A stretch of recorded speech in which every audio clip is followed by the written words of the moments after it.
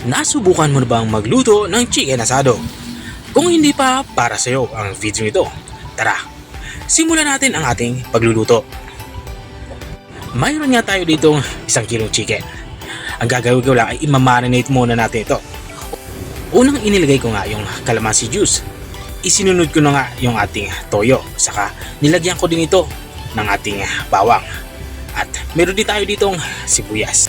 At lalagyan din natin ito ng black pepper or pamintang durog.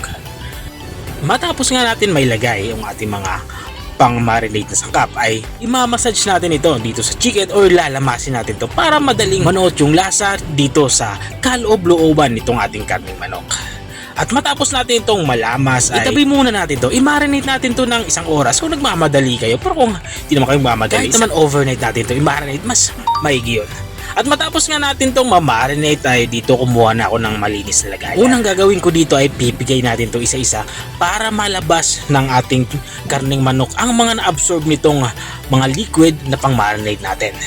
Ginagawa ko yung ganitong technique para hindi agad ito magtubig kapag pinan-fry na natin itong ating mga karneng manok. At matapos natin itong mapigaan isa-isa, itabi muna natin to. At ito namang mga pangpalasa natin ay itabi din natin.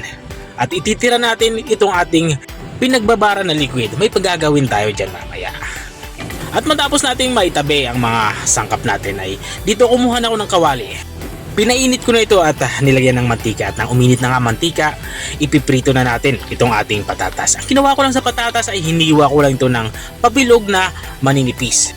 At kapag naluto na at naprito na nga itong ating patatas ay itatabi muna natin ito. At dahil nga madami itong ating natirang mantika ay babawasan natin ito. Dahil dito sa parte ito ay magsimula na tayo magluto.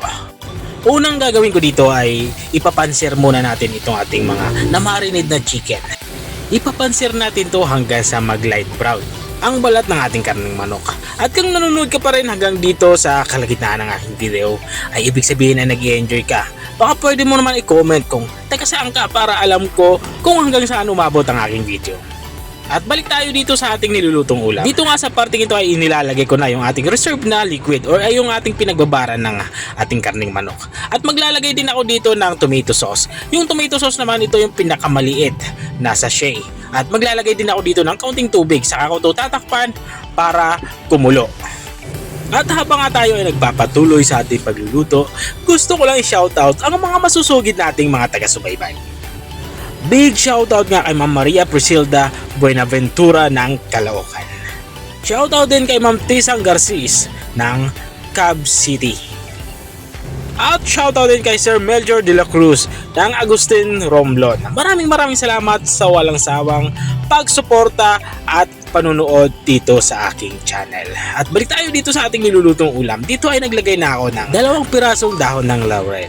At para maging balanse ang lasa ng ating sabaw ay nilagyan ko ito ng 2 kutsara brown sugar. Pero kung wala naman kayo brown sugar, available sa inyo yung puti, okay lang naman kahit white sugar yung gamitin nyo. At gusto ko sa dish na ito ay yung nag-aagaw yung alat saka tamis. Kaya nilalagyan ko ito ng kaunting patis. Or kung wala naman kayo patis, pwede naman gumamit ng asin. Walang problema yan. At saka ko ito tatakpan para isimmer pa ng kaunting minuto pa para makuha natin yung lapot ng sabaw ng ating gusto. At makalipas nga ng 1 minutong pagsisimmer ay ito na.